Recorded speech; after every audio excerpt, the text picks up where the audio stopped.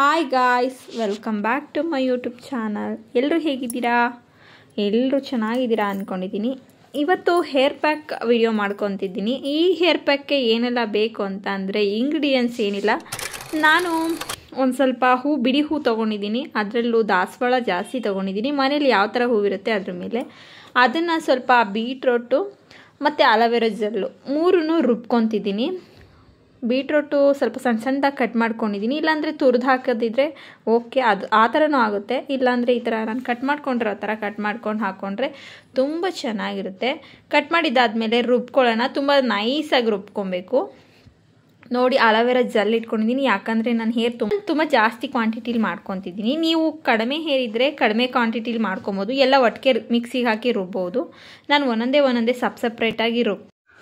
ಸಪ್ರೇಟಾಗಿ ಬೀಟ್ರೋಟು ಒಂದೆರಡು ಪೀಸ್ಗಳು ಮಾಡಿಕೊಂಡು ಸಪ್ರೇಟಾಗಿ ರುಬ್ಕೊಂಡಿದ್ದೀನಿ. ಬೀಟ್ರೋಟ್ ಪೀಸ್ ಮಾಡ್ಕೊಳ್ಳೋಕ್ಕಾಗಿಲ್ಲ ಅಂದರೆ ತುರಿದ್ಬೇಕಿದ್ರೂ ಹಾಕೋಬೋದು. ಈ ನೀರು ಏನಪ್ಪ ಅಂತ ಅಂದರೆ ಇದು ಟೀ ಪುಡಿ ಸಿಗುತ್ತಲ್ಲ, ಮಾಮೂಲಿ ಟೀ ಮಾಡಬೇಕಿದ್ರೆ ಟೀ ಪುಡಿ ಹಾಕ್ತೀವಲ್ಲ, ಅದೇ ಟೀ ಪೌಡರು ಚೆನ್ನಾಗಿ ಬೇಯಿಸಿ ಶೋಧಿಸಿ ಎತ್ತಿಟ್ಕೊಂಡಿದ್ದೀನಿ.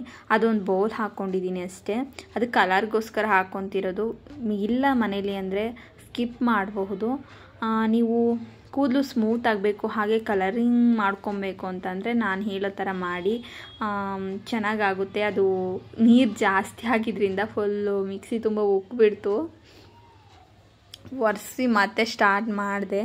ಅದೆಲ್ಲ ರುಬ್ಬಿದಾದಮೇಲೆ ಶೋಧಿಸ್ಕೊತಾ ಇದ್ದೀನಿ. ಶೋಧಿಸ್ಕೊಳ್ಳೋದು ಏನಕ್ಕೆ ಅಂತ ಅಂದರೆ ಕೂದಲಲ್ಲಿ ಹೊಟ್ಟೊಟ್ಟು ಥರ ಆಗುತ್ತೆ. ಅದರಿಂದ ನೆಕ್ಸ್ಟ್ ಡೇ ಇವಾಗ ಸ್ನಾನ ಮಾಡ್ಕೊಂಡಿದ್ದಾದಮೇಲೆ ಅದನ್ನು ಹೊಟ್ಟೊಟ್ಟು ಥರ ಇದ್ದರೆ ಏನಾಗುತ್ತೆ ಅಂದರೆ ಡ್ಯಾಂಡ್ರಫ್ ಆಗಿಬಿಡುತ್ತೆ. ಎಣ್ಣೆ ಕರೆಕ್ಟಾಗಿ ಹಾಕಲಿಲ್ಲ ಕೂದಲಿಗೆ ಅಂತಂದರೆ ಜಾಸ್ತಿ ಡ್ಯಾಂಡ್ರಫ್ ಆಗೋ ಚಾನ್ಸಸ್ ತುಂಬ ಇರುತ್ತೆ. ಅದರಿಂದ ಶೋಧಿಸ್ಕೊಂಡ್ರೆ ಯಾವುದೇ ರುಬ್ಬಿದ್ದನ್ನು ಹಾಗೆ ಡೈರೆಕ್ಟಾಗಿ ಅಪ್ಲೈ ಮಾಡೋದಕ್ಕಿಂತ ಶೋಧಿಸ್ಕೊಂಡು ಹಾಕಿದ್ರೆ ಡ್ಯಾಂಡ್ರಫ್ ಆಗಲ್ಲ. ಇವಾಗ ಏನಂತ ಅಂದರೆ ಎಲ್ರಿಗೂ ಬ್ಯುಸಿ ಇದ್ದೇ ಇರ್ತೀವಿ, ಹೊರಗಡೆ ಹೋಗಬೇಕು, ಮತ್ತು ಎಲ್ಲಾದರೂ ಹಚ್ಕೊಂಡ ತಕ್ಷಣ ನೆಕ್ಸ್ಟ್ ಡೇಗೆ ಆಯಿಲ್ ಮಸಾಜ್ ಎಲ್ಲ ಮಾಡ್ಕೊಳಕ್ಕೆ ನಮಗೆ ಟೈಮ್ ಆಗಲ್ಲ.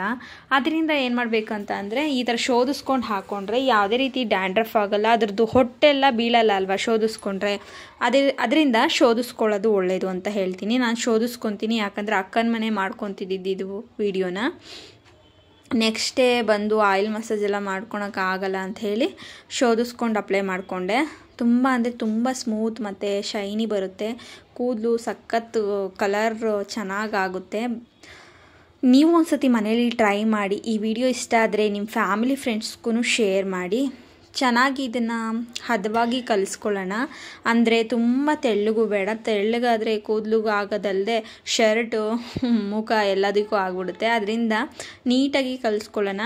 ಇದು ಸ್ವಲ್ಪ ಗಟ್ಟಿಯಾದರೆ ಮತ್ತೆ ಅಲೋವೆರಾ ಜೆಲ್ನ ರುಬ್ಕೊಂಡು ಹಾಕ್ಕೊಳ್ತೀನಿ. ನಾನು ರುಬ್ಕೊಂಡು ಹಾಕ್ಕೊಂಡಿದ್ದೀನಿ, ಗಟ್ಟಿಯಾಗ್ಬಿಡ್ತು. ಆಲ್ಮೋಸ್ಟು ಇದನ್ನು ಫುಲ್ ಕಲಿಸೋಷ್ಟೊತ್ತಿಗೆ ಗಟ್ಟಿ ಥರ ಫೀಲ್ ಆಗ್ತಾಯಿತ್ತು. ಅದರಿಂದ ಮತ್ತೆ ಇನ್ನೊಂದು ಸ್ವಲ್ಪ ಹಾಕ್ಕೊಂಡೆ. ನಾನು ಅಲೋವೆರಾ ರುಬ್ಬಿ ಹಾಕ್ಕೊಂಡಿದ್ದಾದಮೇಲೆ ಒನ್ ಡೇ ಫುಲ್ಲು ಹಾಗೆ ಇಟ್ಟು ನೆಕ್ಸ್ಟ್ ಮಾರ್ನಿಂಗ್ ತೆಗ್ದು ತೋರಿಸ್ತೀನಿ ನಿಮಗೆ ಯಾವ ಥರ ಬಂತು ಅಂತ. ವಾವ್, ನೀವೇ ಆಶ್ಚರ್ಯ ಪಡ್ತೀರಾ. ಸಖತ್ ಚೆನ್ನಾಗಿ ಕಲರ್ ಬಂದಿತ್ತು.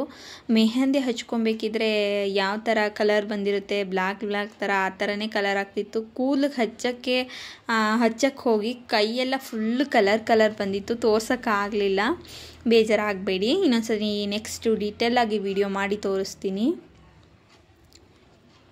ಇದನ್ನು ನೋಡಿ ಕಲಿಸ್ಕೊಬೇಕಷ್ಟೆ. ಅಂದರೆ ತುಂಬ ತೆಳ್ಳವಾಗಿ ಕಲಿಸ್ಕೊಬೇಡಿ. ಸ್ವಲ್ಪ ಗಟ್ಟಿನೇ ಇರಲಿ. ಕೂದಲಿಗೆ ಅಪ್ಲೈ ಮಾಡಿದಾಗ ಕೆಳಗಡೆ ಬರೋ ಥರ ಇರಬಾರ್ದು. ಮೆಹಂದಿ ಪೌಡರ್ ಯಾವ್ದು ಬೇಕಿದ್ರೂ ತಗೊಳ್ಳಿ. ಮೆಹಂದಿ ಪೌಡರ್ ಹೊರಗಡೆ ತಗೊಳ್ಳೋದು ಬೇಡ, ನಮಗಿಷ್ಟ ಇಲ್ಲ ಅಂದರೆ ಮನೇಲೇ ಕೂಡ ಮೆಹಂದಿ ಸೊಪ್ಪು ತರಿಸಿ ಅದನ್ನು ಒಣಗಿಸಿ ಪೌಡರ್ ಮಾಡಿ ಹಾಕ್ಕೊಳ್ಳಿ. ಏನಿಲ್ಲ, ಚೆನ್ನಾಗಿರುತ್ತೆ. ಆ ಥರನೂ ಮಾಡ್ಕೊಂಡಿದ್ದೀನಿ ಕೂಡ ನಾನು.